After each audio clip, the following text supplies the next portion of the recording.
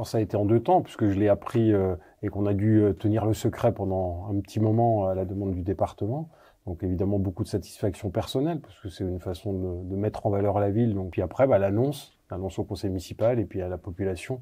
Et tout de suite l'engouement a été réel sur cet événement qui va mettre en valeur l'ensemble de la ville, mais aussi ses équipements sportifs, sa population très sportive. Donc vraiment beaucoup d'engouement, d'envie d'être à cet événement. On a retrouvé des vidéos du passage de la flamme en noir et blanc. Enfin, c'est assez intéressant à voir. On va diffuser ces images à cette occasion. Rappeler aussi ce qu'a été l'histoire du passage de la flamme olympique à Beaume lors des derniers passages. C'est en plus très intéressant de voir quand on voit aujourd'hui la nécessité d'organisation, de cadrage, de la communication.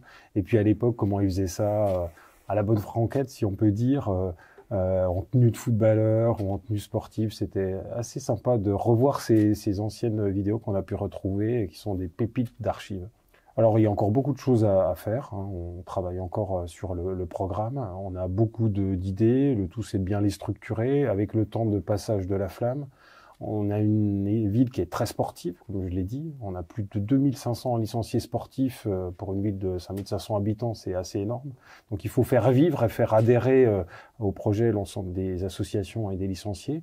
Le tout, c'est d'agréger et de bien organiser. Donc il y a plein de choses qui sont prévues sur le passage, évidemment des parcours sportifs, de l'initiation, de jouer aussi avec l'ensemble des équipements, puisqu'on a un terrain de BMX, des terrains de sport, des gymnases, une piscine.